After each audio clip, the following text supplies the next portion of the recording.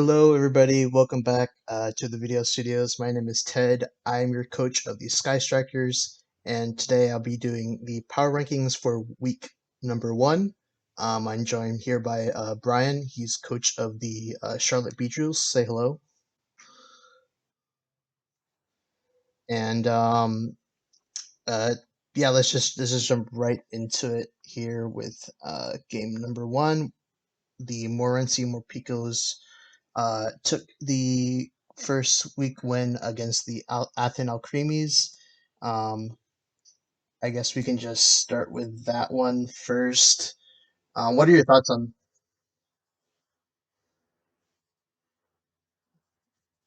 Yeah, but they did take the 2-1 win here. I guess you can start with this one.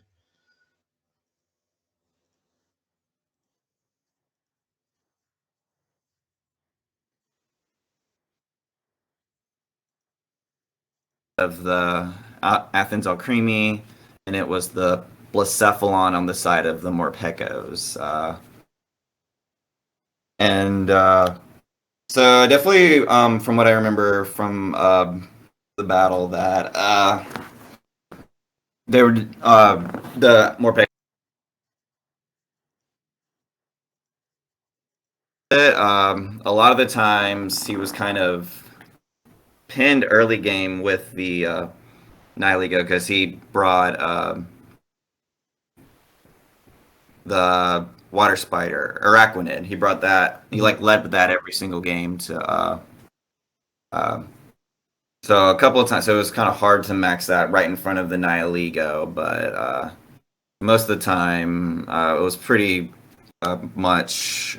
If he wanted to, he could just liquidation into the Nihiligo because even at maxed, it was like an Oko. So it was like shows how physically frail the Nihiligo is. But so that's basically kind of what happened in the first game. He was able to use the liquidation into the maxed Nihiligo to Oko, and then the Athens Alcremie made a couple of really good plays to kind of bring it to it was either like a 1v1 with between Blacephalon and another Pokemon, or it was like a 2v2. It was like one of the, so even though there was like the early max defeat in game one, they were able to bring the back.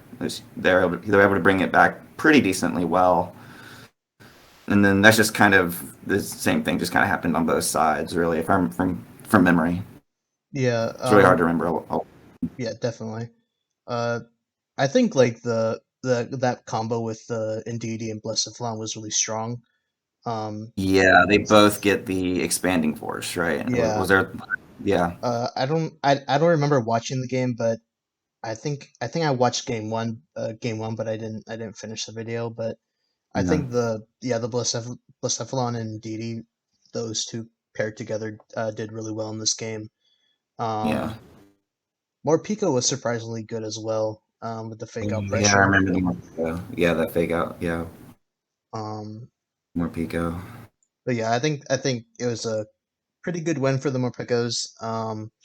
They were ranked pretty high for week zero, so Hmm. glad to see they took the win here. Yep. Um, so moving on to the second game, we have the Nova Scotia Scythers up against the Cardiff Kamalas, and the Kamalas took the 2-0 win here. Yeah, that was pretty much straight into the favor of the Kamalas. The Scythe, no scope for Scyther. They've been really experimental the last couple of weeks. They've already played their week two, but we're not here to talk about that. But Yeah, they've been a little, I don't know, too experimental a little bit. From what I could see from their videos, they were just like, "Oh, I'm just gonna try this out and see if it works," and then it just doesn't. So yeah, yeah. Mhm. Most of the time, like experimenting is good, but I feel like if you want to potentially take it to a game three or even win 2-0, I think you want a certified like plan going into the games. Um, Yeah, because like I think with this team, like Gudra would have been nice in this game, especially up against Ludicolo with Sap Hmm. Sipper. Paired with the Yeah. Kombe would have done wonders for him. But that's just me. I think obviously the Kamalas took advantage of their torn Ludicolo uh, combo, and it paid off for them. So nothing really much else to be said. Yeah, and the Scyther team on paper doesn't look too bad, but it's just they're. I think they're just leaning too much into the experimental side, and they just need like a solid. What does my team do well against their team? Let's do that instead of looking for like some cheeky way to be a little creative. I think that Yeah, could definitely help them pick up a game or two in the future. yeah, I would agree. Uh, moving on to the next game, we have the Georgia Gurchins up against the Shadow Ducks, and the Gurchins took the 2-0 win here. Yeah, let's see. Let me pull up the Gurchin's team. I watched. This is another one that I watched. Did they have the Okay. Pinkerton on their team? Yeah, they Yeah, brought they it do. for both games. Yeah, The Pinkerton went off game one, which was funny. yeah. Since it's a Pokemon you would probably never see maxing. But it did particularly really well into the rain team the Shadow Ducks brought. So I wasn't really surprised there. Oh yeah, that was there was a trick. Yeah, trick room with Carbink. Uh, Pretty sure Carbink was a trick room setter in Yeah, that one. I'm trying to remember the other mons that he brought in that game, but I definitely remember the Carbink and the Pinkerton putting in a lot of work against the Shadow Ducks. Let me look at the Shadow Ducks team quick. Ah, there it is. This is the team with the uh, uh Swirlix. Laylee. Yeah, I Unburdened. thought that was Yeah, Gunburn Swirlix. Yeah, with so yeah, that honestly, when you look at this team, you definitely want to run Trick Room against the Shadow Ducks. There's a lot of speed control. There's a lot of fast speed control on the side of the Ducks, but if you can reverse it and have your slower mons go first, that's definitely one way to play into your favor against the Ducks team. So, but yeah, I've used Pincurchin in the past, not in draft, but in like just on the ladder, and it does considerable damage in a non restricted format, and even in some cases like even some of the restricted formats it put in a lot of work thanks to the combination of like rising voltage slash max lightning with the electric surge. So it definitely the Pinkerton definitely has some damage output you need to respect. It yeah, doesn't look like it on paper, but definitely it hits like a truck. It can. Put yeah, in the right situation, it can hit like a truck for yeah. It sure. has. I think it's 100 base attack. I think. I It's like can't remember. 101 and 91, like respectively. So it's a Yeah, fairly mixed attacker.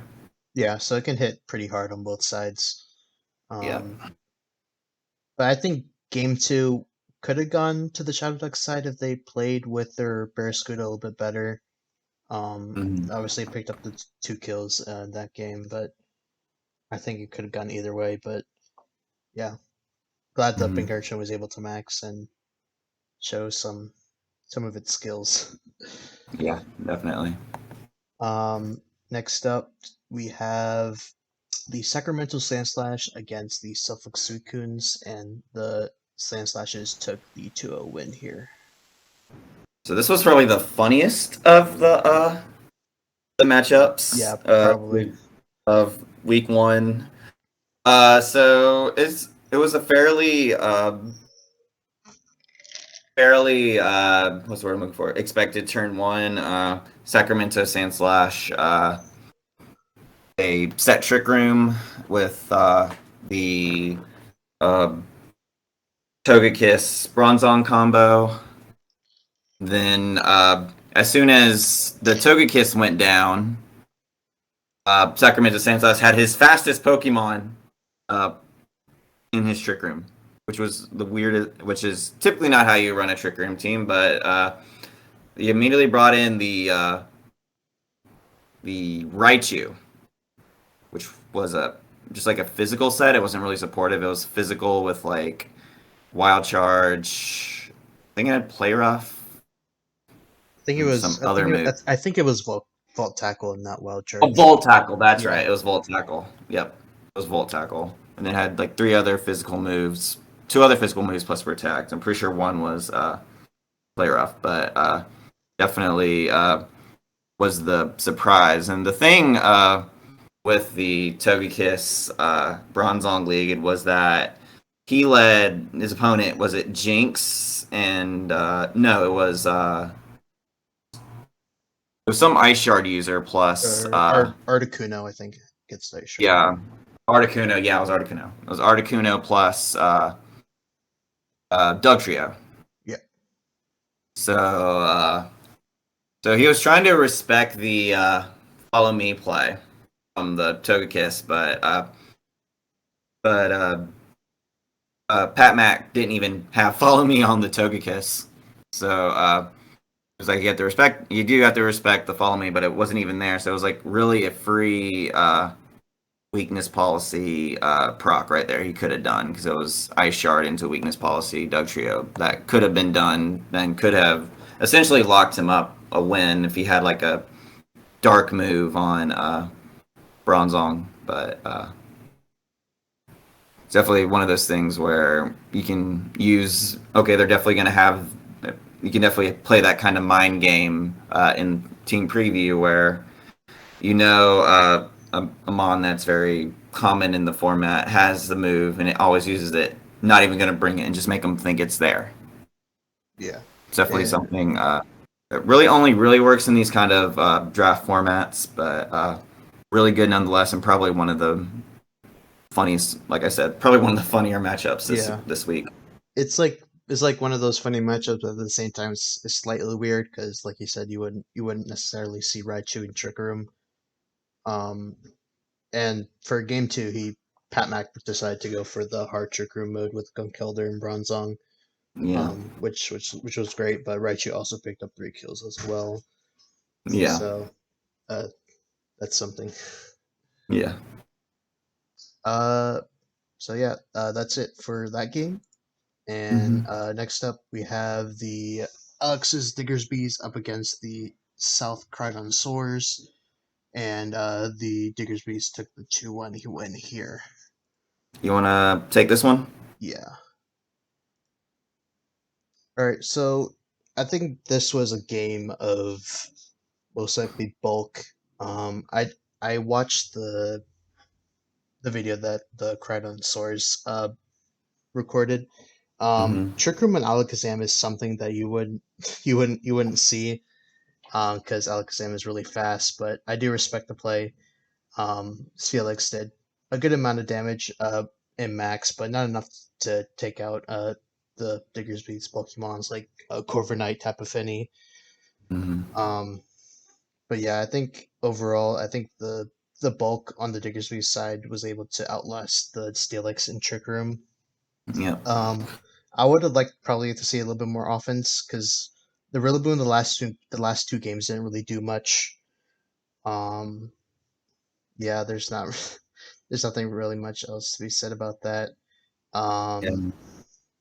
yeah, This game could have gone 2-1 in favor of the Soars, for specifically in this game three. He positioned his Porygon Z pretty well toward the end of game three, but like it was like either on the last turn of Trick Room or something like that. He hit Hyper Beam, and I think he didn't want it, and maybe he wanted to hit like Dark Pulse or something, but he hit Hyper yeah, Beam, and it didn't KO its target. And with Hyper Beam, he has to recharge. So his Porygon Z was just like a figurative sitting duck there, yeah, and that was really his downfall in the game three. But kudos to Alex's Diggersby. The team was the lowest rating team this to start the season, so a lot of respect to him to uh, show us why we were wrong in that and yeah, take the first win against a team that we actually did rate fairly high. But I am looking forward to see how Crizzle shakes off his first loss and adjusts for week two. Yeah. Another part to being said about like the bulk of the Diggerby's team, I would have. I think the core when I did max. I'm not sure, or it could have been the bezel. I can't remember. Oh yeah, Um. both Buzzwole and I think they both maxed in different games. Okay. Uh, So Pretty sure they both I maxed. probably would have wanted to see a little bit more of the Corviknight because Corviknight does decently well into the team. Because Hmm. Porygon can't really hit it without Thunderbolt, and the other Pokemon don't really do effective damage against it once it gets a defense boost. Yep. So yeah, just a little something there.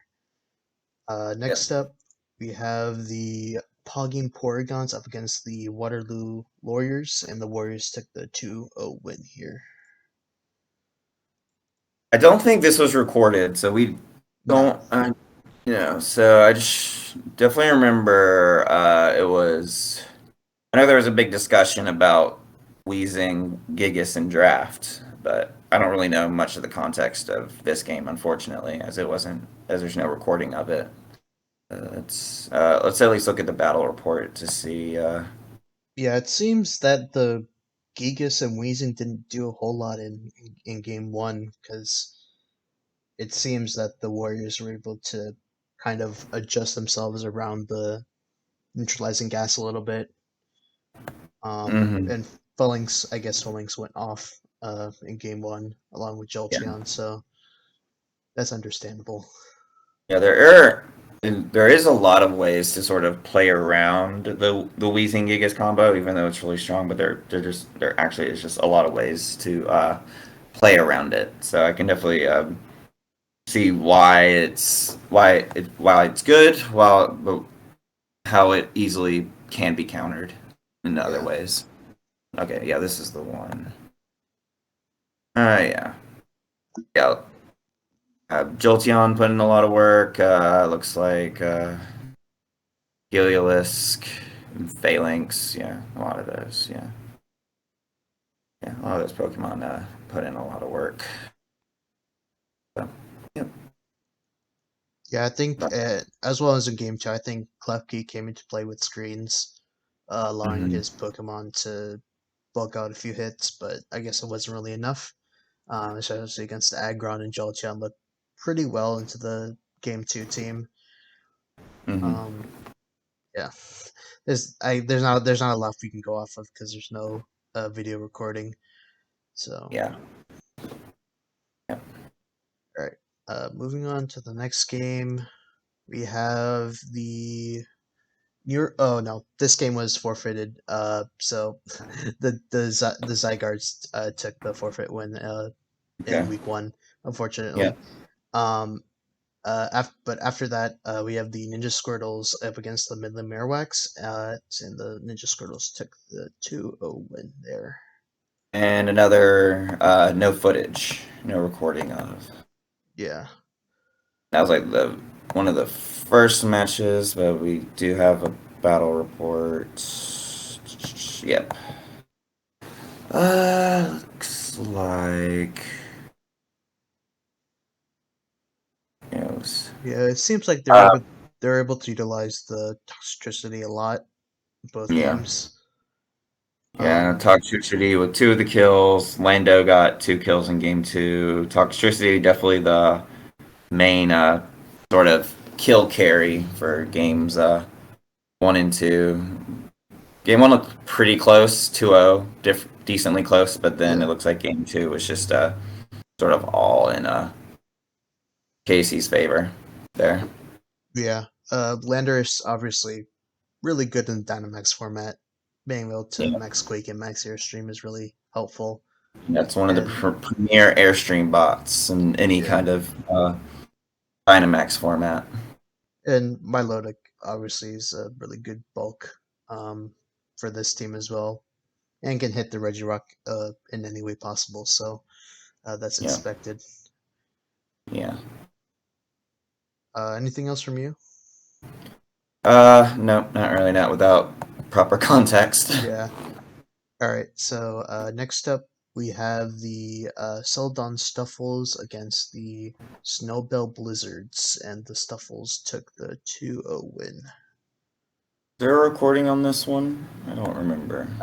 Yeah, I think Matrix uploaded it on his channel. Oh yeah, Yeah, yeah, I didn't. That's the only one I didn't watch of the ones that got uploaded. Did you yeah. watch this one? I saw it and I took like a peek glimpse at it, but I didn't watch the whole video, sadly.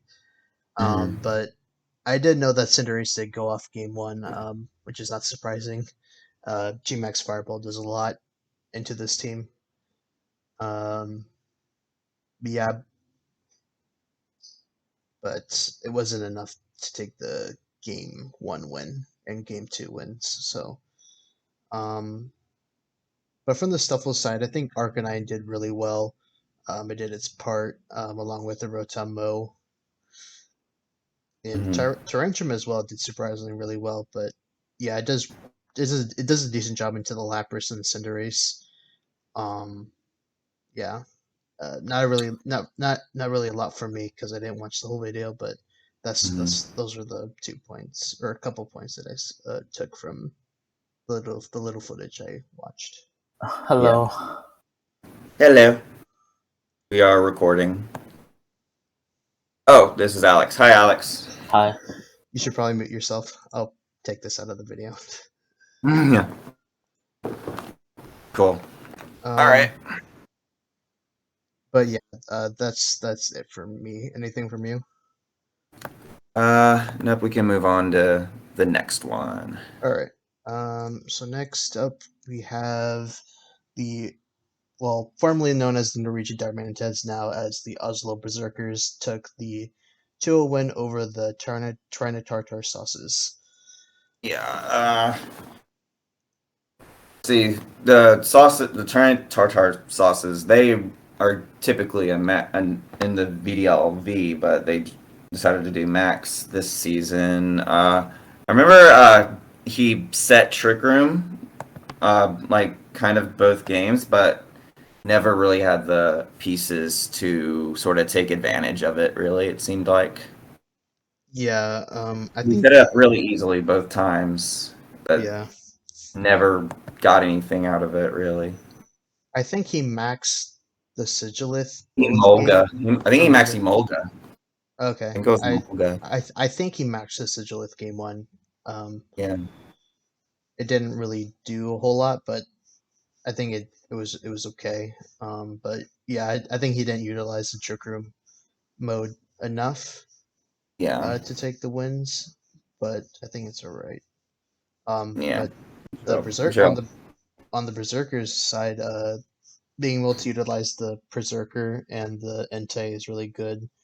Um, last year didn't Hmm. come game one, but game two it did a decent amount. And Yeah. Luxray is always helpful for Intimidate. Yeah. Yeah. So it Yeah, seemed like he was just able to sort of out bulk the trick room and then sort of win from outside of it. yeah, That definitely seemed to be the also Berserkers play this week. yeah. No Pheromosa from their side. I think it was in team preview. I'm not sure, Mm-hmm. but I would probably like to see that as well sometime. I think he brought Um, Mr. Mime. I think Mr. Mime was one of his brings this week, and I thought it okay, was pretty cool. all right. Yeah, I think he was in Um, there. yeah. Yeah. Anything else we could say? Not really. All right. I think next up is your game. Yep. Against the Singapore Slagoos, and you took the win there in game Yeah. series. It was a colossal matchup, and really, it was. I had a pretty favorable matchup thanks to Pokemon like Crocodile and Dragapult. So a lot of it really came down to which of his Pokemon had the Choice Scarf. I was thinking it was gonna be sort of a toss up between Weavile and Urshifu, Rapid Strike. And it was Urshifu, and if it was Weavile, it definitely would have been a harder matchup for me on my end. the Weavile with Scarf just hit super hard, and my team already doesn't incentivize my opponents to bring Fake out. So it just sort of made sense and sort of, I guess, prep for me for Choice Scarf Weavile.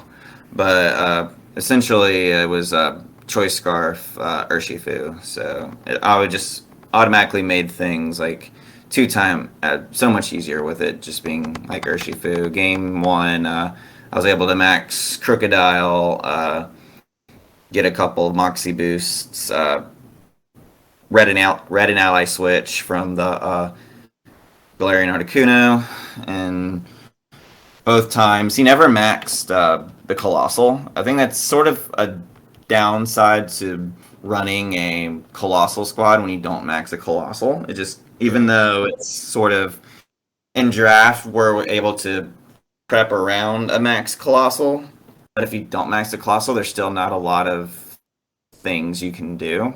It's that weird kind of thing where you're prepared for it, and then if you don't do it, it's still just kind of hard to play as a Colossal player in draft. So Yeah, I get that. I just, I think Colossal specifically in this team could have done really well.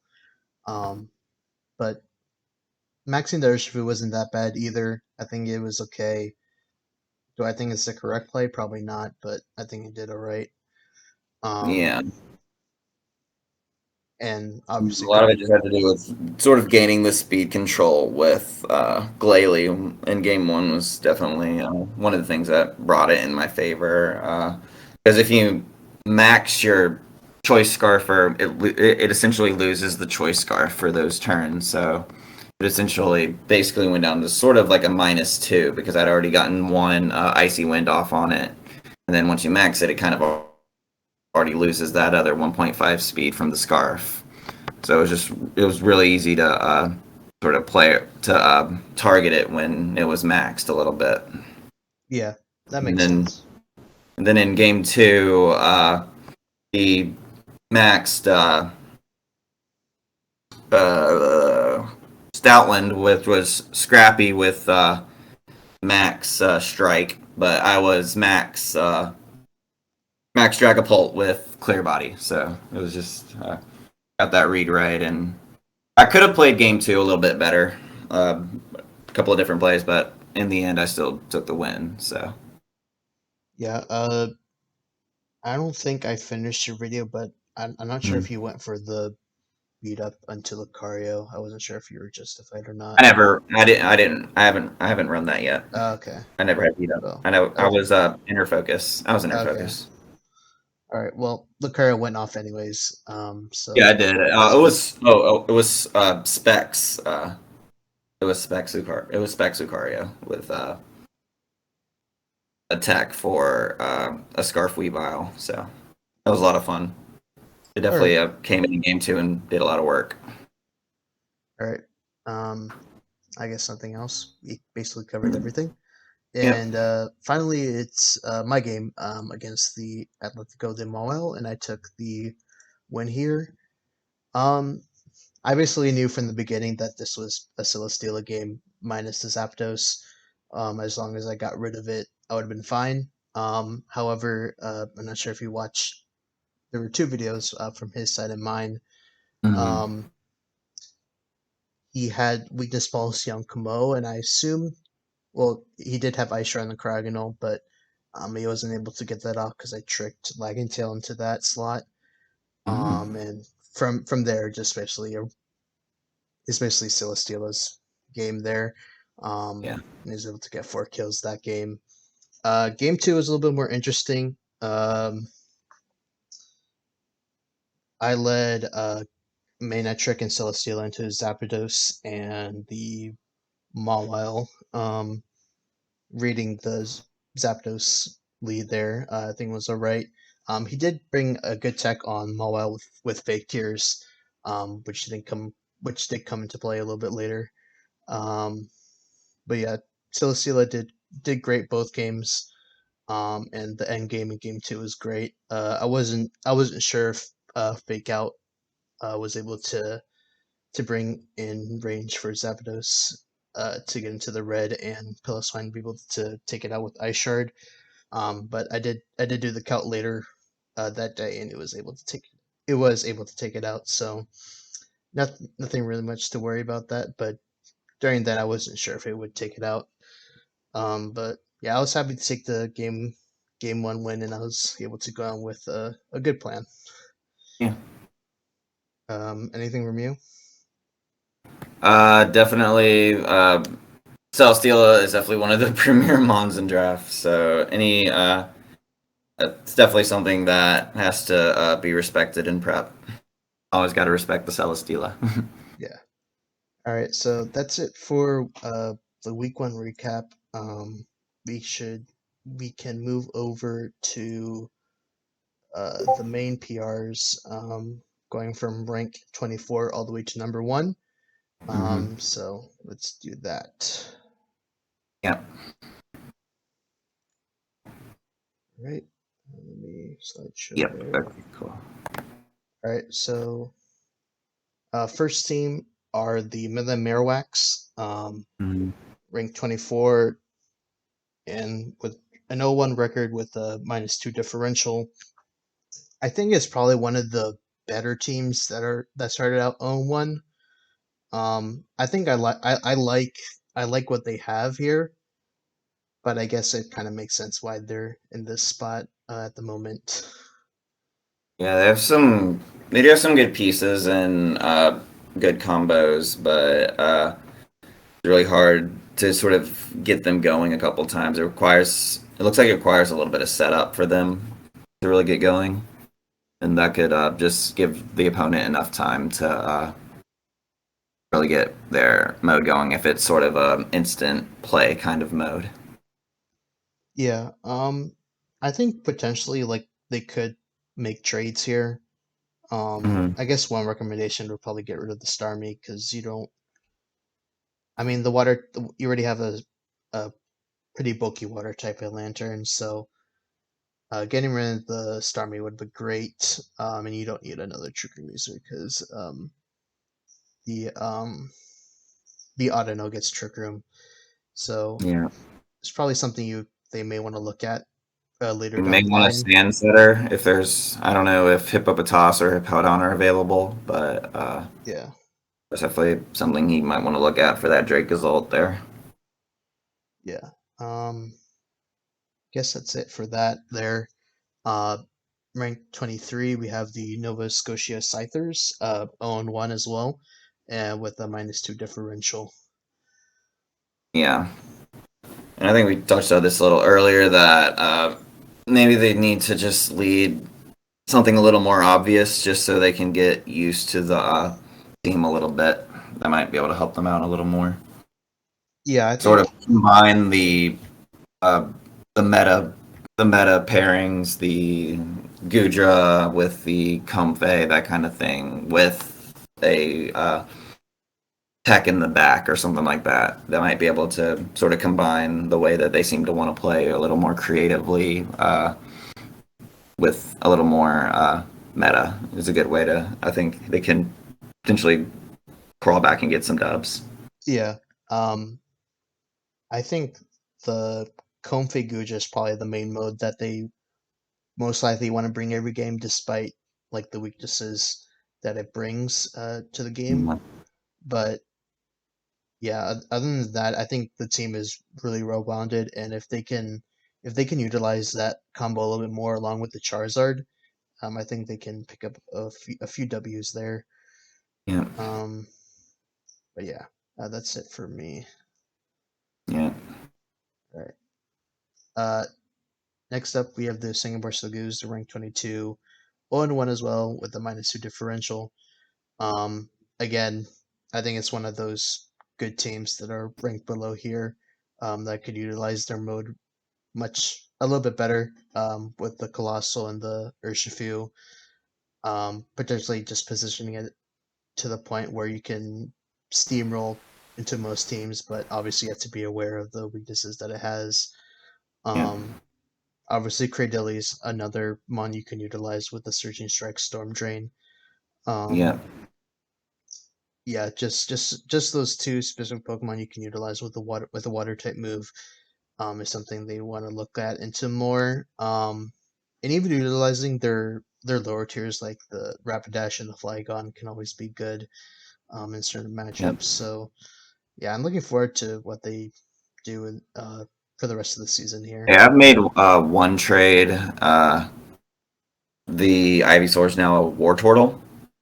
I guess that gives them additional Fake Out Mon, Yeah, Flip Turn, another way to proc the steam engine on Cole. So and potentially the water absorb on. I mean the storm drain on Cradilly even. So that might be something to look into the War Turtle Cradilly pairing, especially if he's going to use like Aqua Jet or Flip Turn or Surf or anything like yeah. that. And also for everybody watching, I did not put the trades in. Yeah, That'll be next week. yeah. I just feel So like mentioning yeah, that since the trade has been made, that's one. That there's one. That's just one thing that they're looking into. yeah. He could look in one thing he could look into when building in the future. All right. Next up, we have the Athens Alcremie with the same, well, actually not same record. Sorry. They're an 0-1, but with a -1 differential. Hmm. Um, I think again is another team that has a really good combo with the Metagross and Hydreigon. Um, but I think the main focus for this team is probably utilizing that trigger mode with the Wishy-Washy and Dusknoir. I think that's a really great combo. It's something that I've seen Hmm. in draft before, so I would probably like to see them utilize that a little bit more. But again, Metagross is kind of hard to deny not using. So I get that point there. Yeah, and he's got some other good pieces for the trick room. Throw gets guts, so he could do like the guts flame orb. The always critting storm throw or something like that, and then Yeah, there's competitive Wigglytuff there. So there's definitely other pieces to a very potent trick room mode that she could uh, she could use. yeah. And also probably making a few trees as well. Probably getting rid of a few Pokemon that don't take too much damage from hail, because Hmm. hail kind of just even though it's good for the screens part of the team, I think having residual damage, especially on your side, and a Pokemon like Nihilego and Serena don't really want to take that chip damage each turn, so I'd probably look into And the Buzz trees. has the overcoat, so that's something they could look into Yeah, if they want to so keep the hail mode and maybe get a slush rush user, Bear Tick, Sand Slash, Alola. yeah, Yeah, definitely ways because that's really their only. They don't really have much of a fast mode per se. Their fastest mon looks like it's Nihilego. yeah, yeah, yeah. I They think definitely, Nihilego. Yeah, you're right. yeah, they could. I think they could definitely work on their fast mode as well as their trick room mode, and becoming a very potent team in the future. Yeah. Um, Next up, you have the Snowbell Blizzards. They're 0-1 and with a -2 differential. Hmm. I didn't get to see this one, so I don't really have Oh, okay. much Yeah, I guess I'll start from here to then. talk about. Yeah, I don't have Um, much. I think I like the pieces that the team brings. Gothorita and Aerodactyl, obviously, respectively, Tailwind and Trick Room. I think they're great. Um, but I don't think they're probably the best options for this team. I could be wrong. But with the Togetic, I guess it's fine because Follow Me Tailwind is always good, and the same thing with Trick Room. Um, and Cinderace have that being a good max option is great as well. But I guess utilizing the lower tiers like the Marowak, Vileplume, and the Beware are probably the other best options as well. Um, and like don't be afraid of maxing the lappers as well, because that's also a good option there. Um, but yeah, Yeah. nothing else to be said. Uh, I think they could pick something that pairs well with the coughing, but he really doesn't have anything that has that hindering ability that works Yeah, well with the neutralizing gas. I guess it would be Archeops. And you have to do like a lower tier trade to do it. I'm not sure what if it's like a tier 5 or tier 4 or what tier the Plume is, but it's definitely that I know that mon to me it's just kind of sticking out.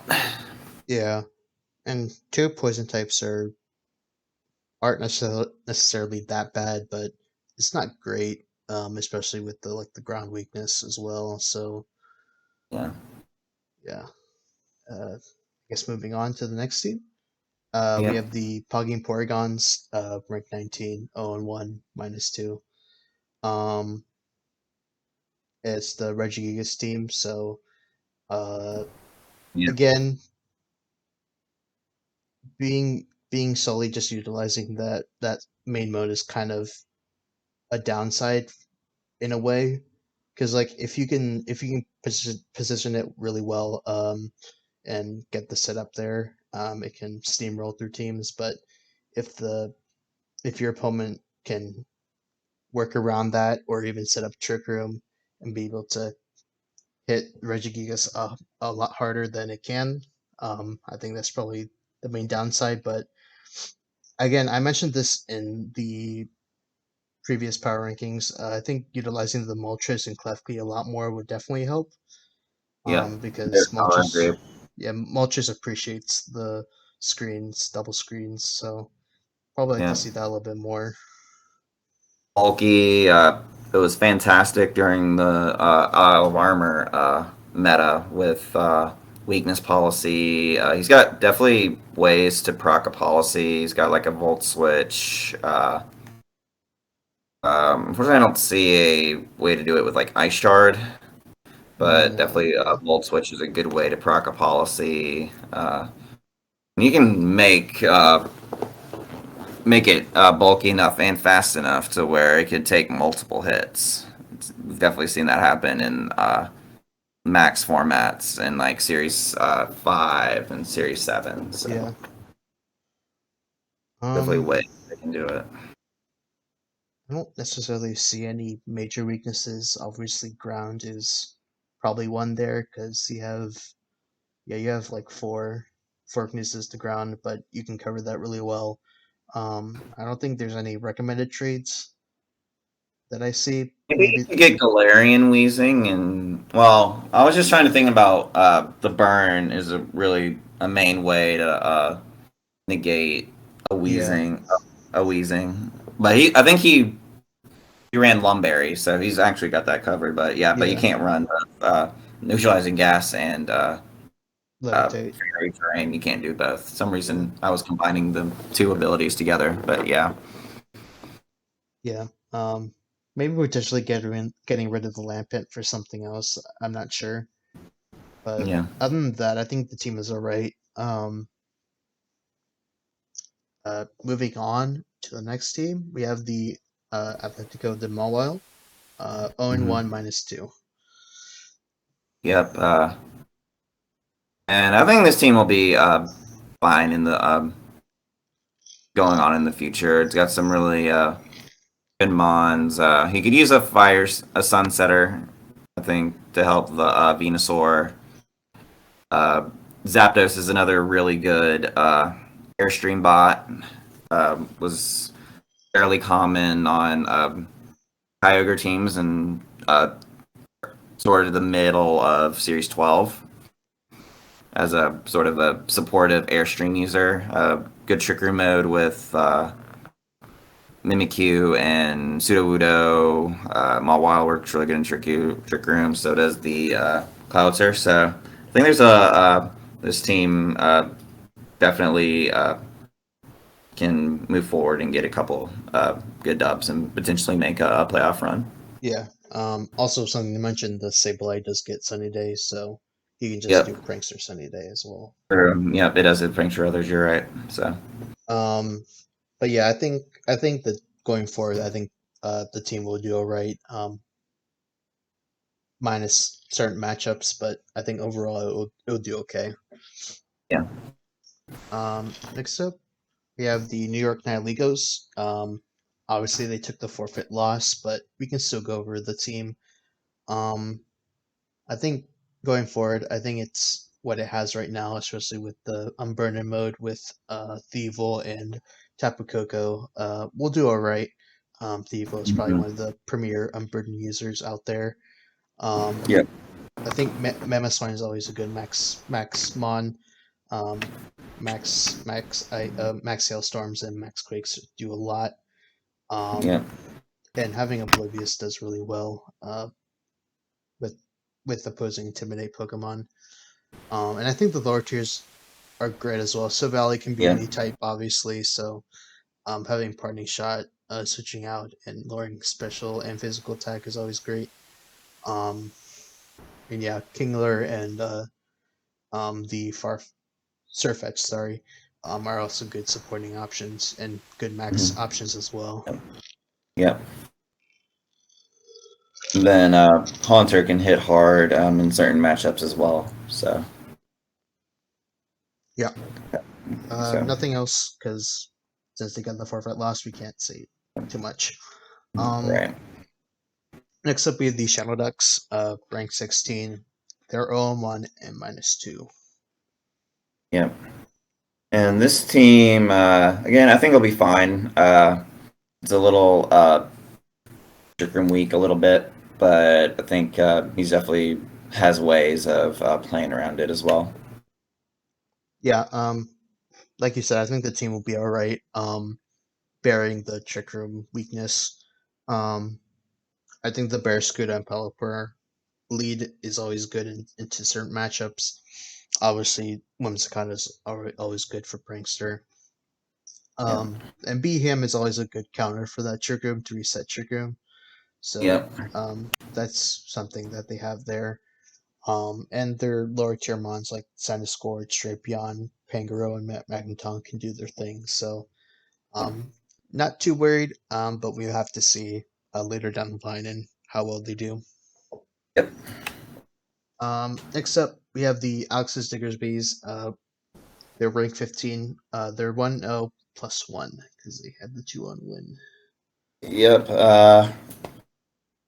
And I'm sure, likewise, that you know that they kind of have to play a little sort of a bulky.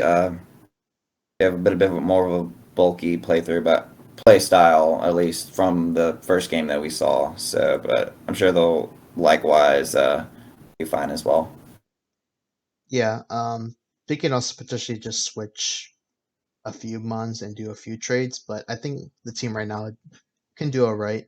Obviously, the bulk with the Tapu Fini and the Corviknight are the probably the main premier hmm options that they have right now. hmm Obviously, the double Reggies are great in their own right. So that's something that people have to respect there. And the Appleton is always good for maxing as well. Yep, it's an iron defense body press mon, but also just gets a lot of other things. And maybe there's a week where a team's really weak to grass types, and they can use G-Max Appleton, and that'll be really fun. But Yeah, maybe they can get a lower tier supportive unburden user to pair with the Tepofini. Maybe a Halucha. I'm pretty sure that's a decent low tier. Maybe I'm just spitballing here, but there's definitely the terrain mode without really anything to really take advantage of that terrain. So yeah. Um, yeah, I guess nothing else to be said there. Next up, we have the Murren Timor Pecos. They're 1-0 and plus 1 as well. hmm Again, like we mentioned before, I really like this team with Ndidi and Blacephalon. I think if they continue using that uh, lead, I think they'll do all right. Um, Yeah. Obviously, the trigger mode with the Raquidid and Escavalier is great. Aromatisse is really a really underrated trick room user. Yeah. So that's something I would like to see more as well. Um, Yeah. And yeah, especially with the Roma Veil there to stop taunts, encores, anything like that that could potentially stop a trick room mode. So yeah, this is definitely one of the teams that I think, even though it's one of the lower rated of the wins, definitely one has potential to do really well. yeah. I would agree. And again, like Pikachu and the Legender are always great support options as well. And the Yeah. same thing could go for Morpeko. So yeah. Moving on, next team are the Waterloo Warriors. Again, they're the first of the 1-0 plus 2 teams. Yeah. Without the context of the battle, it's hard to really talk about how what they can do, but they definitely got a lot of solid trick room pieces there. A lot of ways to. This state team actually does. The more that I'm looking at it, it's like decently trick room heavy a little bit. I know he has some fast mons like the Jolteon, the Lopunny, and the Salamence, but definitely a lot of middle tier speeds that I think can work well in the trick room. The only thing I'm kind of concerned about is Shedinja. It's really hard to run effectively in a max format because you can just set Rockfall, Hailstorm, and you don't even need a super effective move. You just need to target the Pokemon that's not Shedinja, and it'll be Yeah, able to take the 1 HP and instantly die. So, yeah. I think Greninja is probably just only good for like ally switches and a few poltergeists as well. I think that's probably the yeah. main reason that they have it there. But Yeah. I like the other supporting pieces with Mudsdale and the Rio Nicholas for the trigger mode. I think that's really Hmm. great, along with Trevenant. So a few pieces that I like. Again, I think it's one of those things that'll be alright going forward. So looking forward With the to fake out pressure from Lopunny, it's pretty easy to set its trick room. yeah that too. Um, but yeah, nothing else there. Moving on, we have the Cardiff Kamalas. They're 1-0 and plus 2. Um, Hmm. Again, I really like this rain team a lot with the Ludicolo and the Tornadus. I think Ensign does pair really well, despite the reduce in fire type moves, but that's not really necessary here. Fake Yeah. out pressure is always good. Inteleon and Raikou benefit from rain as well, so um, that's always good. Again, they have pretty good low tier mons with the Fungus, Clang Clang, and the Claydol. All those three mons provide good support for this team, Yeah. either with a Rage Powder or Trick Room. So yeah, everything goes together quite well. Yeah. Big fan of this team. Looking forward to them continuing to do well because they're constantly doing pretty well in VDL. So. Yeah. Moving on to the next team, we have the Dallas Guards. Again, they got the forfeit win this week, so we can't really say much. But again, I think the same going forward will be okay as well. The main four Pokemon support the entire team pretty well. Volcarona with Hmm. Rage Powder and Quiver Dance and Fiery Dance as well are Yeah. all good. Prankster screens with the Meowstic is good as well. Fake Up Pressure is there as well. And the Yeah. Primarina and Garchomp work well together as well. Both are good max options. Three really fast fake out users, so it's gonna be hard to out fake out this team. Yeah. Even their low tiers can do well with the Yeah. Cofagrigus being trick room support with for the Avalugg. Yeah. So that's something there. And Fletchling, the instant tailwind is just something that might have needs respect if you don't have a faster fake out than its quick guard or anything like that. So Yeah. All right. Moving on. Going to the top 10. We have the Turner tartar sauces. mhm. They're 0-1 and -2. Yeah, higher rated of the teams that took their loss in League One, but there's definitely they definitely have really solid pieces. The Clefairy plus Spectrier is always really good, and they've got some really hard hitting Mons, two hustle Mons, the Alolan Persian, good support. So I think the team definitely there's definitely potential there for a good run, a good deep run with this team. Yeah. I think again, like their main mode with the Spectre and the Clefairy is good. I think it works well with the supporting pieces that he has. Um, I think Garbodor's an alright Gigantamax spawn. It can do its thing, so there's that. And Sigilith helps the entire team with Tailwind or Trick Room, so Yeah. there's that. And even the lower tiers like Magmar, Emoga, Kabutops, and the Glaceon do their thing as well. So I'm Mm-hmm. looking forward to their other games. That's it for me. Um, Next up, we have the South Korean Soars. They're 0-1 and -1. Yep. Definitely another real. They have real solid modes. Interesting trick room setter with the Alakazam, as we said earlier, but there's definitely ways that they can run fast. They got the Unburden Slurpuff with the Rillaboom. They've got Instant Tailwind with Talonflame, and then some of these Pokemon that have sort of a middling speed stat, like the Spiritomb or the Machamp, can be given enough speed EVs to outspeed things in under a Tailwind.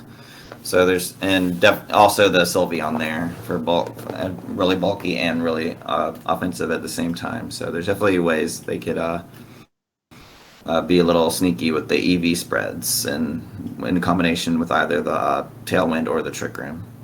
Yeah. Abiding the Trick Room and Tailwind, they can also run Speed Swap with Alakazam, so Yeah, that's another option that uh, the opponents have to be wary of as well with Alakazam. So, yeah. um, yeah, I think going forward the team will do okay. I like the general cores that they have. So, yeah. Next up, rank number 8, we have the Shuffle Suicunes. They're 0-1 and -2. I think likewise they'll be pretty solid. They have not much of a rain core, missing that Swift Swim user. But Salazzle's a really good support with the fake out. Then they can do some bulldoze shenanigans with the Registeel. Registeel's I've figured out you've always got to respect the Registeel in the team preview, at least when you're facing a Registeel team, and some other pieces that definitely I think have the chance to work really well as well. Yeah, I think this team has decent bulk with the Registeel and Porygon. I think those two together as a lead can be alright. A biting taunt, but Politoed also helps out the Registeel with its fire weakness Yeah, and rain. yeah. And I think Virizion, Gallade, and Thundurus are always good max options. So there's some good supporting pieces that they have here. Um, Mm-hmm. I think probably one thing they may want to get rid of is probably one of their poison types. Most likely not Salazzle, but maybe that Wheezing. They could probably potentially look for another trade For the option. same I'm not reason sure. that they don't really have anything that benefits from not having its ability. Yeah. Um, but yeah, I think other than that, I think the team is good. Yeah. Moving on to number seven, we have the Georgia Gherkins. They're 1-0 and +2. Um, I guess I guess from most people's point of view, I guess it's a little surprising that they're this high up, but from my point of view, I think it's most likely deserved because uh, Pincursion did really well. Obviously, we discussed before they did really well in both games, so um, I think that's something that they probably will use later down the line. But I think Blastoise and the Naganadel can always do their thing, especially Max. G Max candidate does really good chip damage each turn, so it helps out Yeah. their slightly weaker Pokemon that do less damage, Yeah. do a little bit more damage. And And they have Naganadel, they have good ways to support the Blastoise going for Cannonade with the yeah, Tailwind from Tornado Therian and then the Fake Out from Hitmontop. So yeah, there's that, and Naganadel is always again another good max option. Beast yeah, Boost, getting a +1 speed or +1 special attack is yeah, always needed there. yeah. But I think overall, again, it's one of the teams that will be alright going down the line. So we'll just have to see. Hmm. Yeah. Anything else from you? No, we can move on. All right. Next up, rank six, we have the Celadon Stuffles. They're 1-0 and +2. You want to talk about this one? Yeah. Um, it's a interesting thing because I mentioned this before in the week zero power rankings. I think it's like a semi rain team with that Mantine and Gastrodon and the Scizor. I think those three can do all right in that mode specifically, but their fast mode is all right. Arcanine, Tyrantrum, the Rotom-Mow, and the Toxicroak are all good uh, either support options or good max options. And obviously Clefable, a premier follow me user, to set up Trick Room Mhm. for the Rangaroo. For Pokemon like uh, I think Tyrantrum has a little speed tier, not sure, and for the It's like Silgu. So 74, I think. It's like 74 or 79, so it's decent. It has a decent speed tier. yeah, you can fix that with room service there. Yeah. But I think overall, I like the pieces here that they have, and I think they can go on a run. Yep. And Definitely. There's definitely ways. There's unfortunately without a prankster weather setter. Unfortunately, the Infinite Blind does not get the prankster weathers. Unfortunately, so yeah, maybe they could look into if there is another prankster rain setter somewhere. They could look into getting that, but they definitely don't need necessarily a rain setter. They can just use Max Geyser. So, yeah, but you have to make sure that they're not using it in conjecture with the Storm Drain Gastrodon. yeah. Many players have made that mistake, and it's really horrible, depending on the Yeah. matchup. Yeah. Um, Next up, moving into the top five, we have the Ninja Squirtles. They're 1-0 and +2. A little surprising with that bottom four. It might come to bite them in the in the backside with a very top heavy team like that. But definitely top heavy teams can definitely still thrive really well in drafts. So Yeah, I think it was probably one of the lower rated teams, so I'm glad it was able to move up all the way this high. mhm. Obviously, uh, Landorus being a premier Dynamax user with Airstreams and Rockfall as a Max Quakes, Darmanitan and the Milotic provide their uses. Um, a prankster Pokemon with Purloin definitely helps out this team with Fake Out, Thunder Wave, Yeah, just a few things there. yeah, Crobat Tailwind, very fast Tailwind is always good here. So I like the supporting pieces. I think we can do well. But again, we'll just have to see. how well they do going down the line. Yeah, I do think Pokemon like Cleffa and Eevee could be something else. They could even trade Ditto, maybe. Uh, but definitely, I think those three are definitely some of the weaker links. I think could be traded to make the team even stronger. Mhm. Now, before we go into the top four, I think I'll just say one thing. I think the top four teams, respectively, can all be on equal ground because I think those these four teams are really great. But again, other players can say that they have their own strengths and weaknesses in their own right. So Yeah, that's just something I want to say before we go into the top four. yeah, Um, Going for number four, we have the Sky Strikers, which is my team. Currently 1-0 and +2. You can take it away yeah. here. So this is getting my week two matchup. Spoiler alert. This is our we're playing each other tomorrow.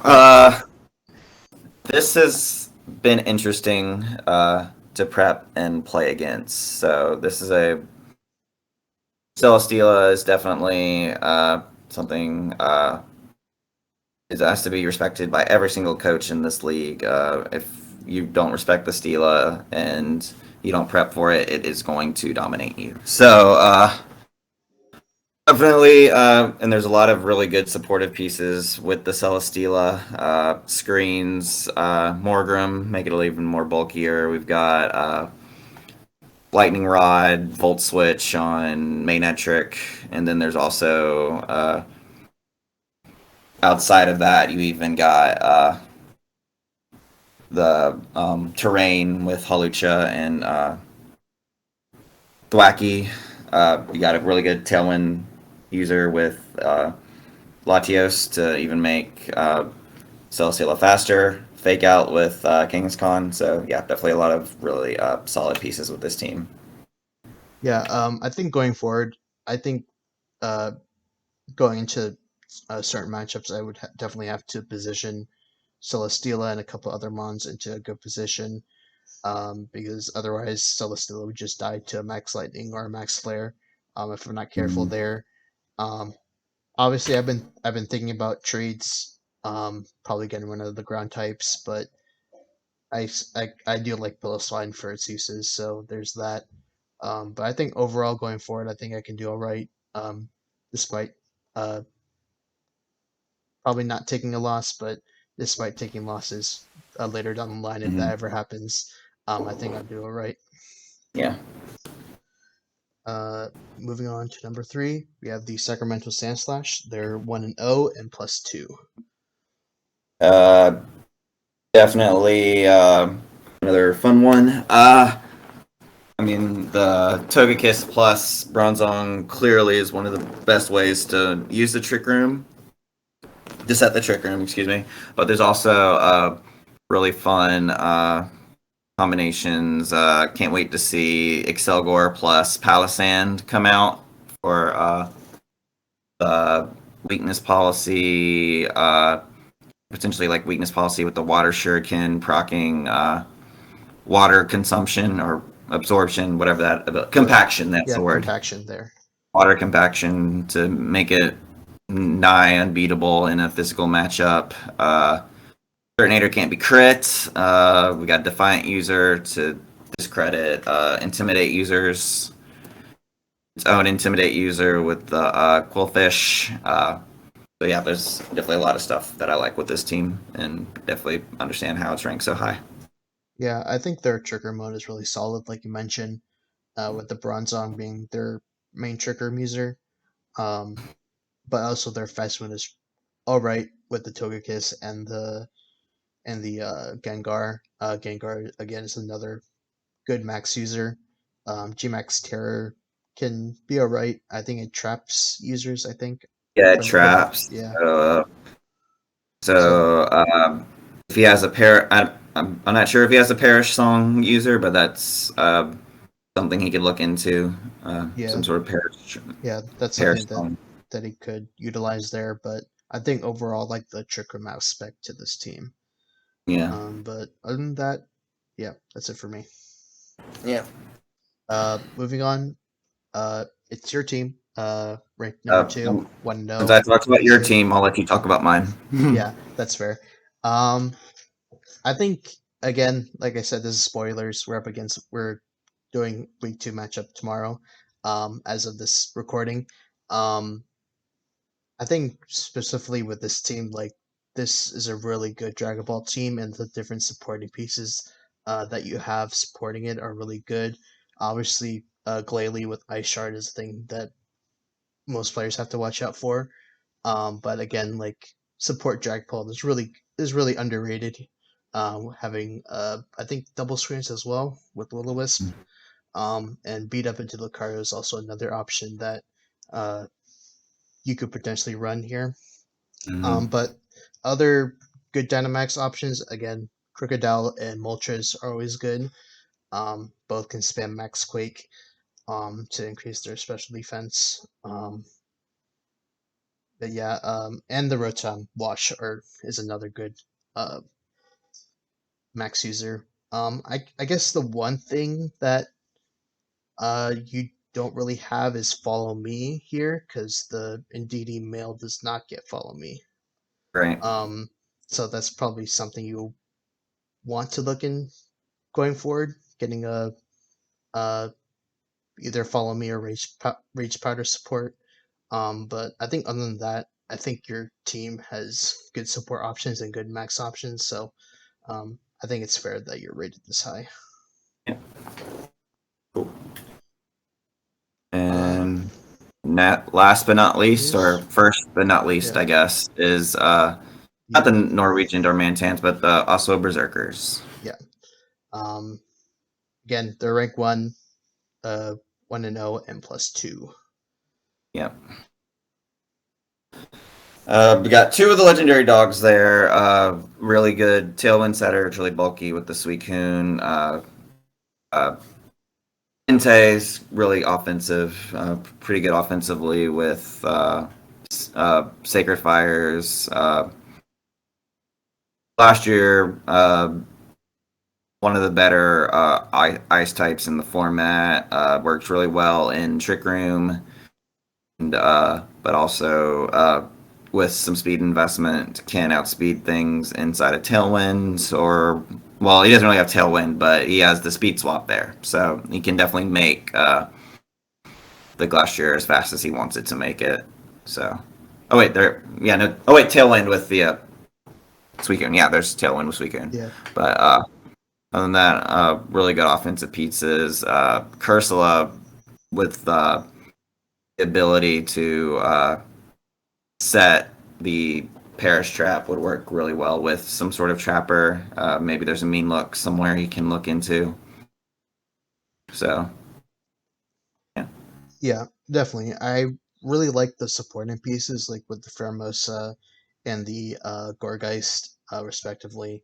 Obviously, being fast, the Pheromosa can do speed swap or coaching of a sort there, and Gorgeist can set up Trick Room, and it can be any size. It can be the smallest size, which will be really fast, or it can be the biggest size and be really slow in Trick Room. So Mhm. that's something that they have there, and their lower tiers like the Mr. Mime, Zigzagoon, Galar, Stone Joiner, and the Berserker are good in their own right, and they all provide good supporting options for the Entei and the Glacier. But yeah, Mhm. that's it for the number one team. I think they deserve their ranking. And final slide is all the teams ranked in order from 24 to 1. Mhm. And for those that want to skip the video can go and want to go to this is for them. Yep. Um, but yeah, I guess that being said, this is the end of the video. Hope you guys enjoy our rankings of the teams. We're looking forward to week two. Um, but any closing statement from you, Brian? Let's have a good one tomorrow. Yeah, definitely. But yeah, guys, until week two, see you later.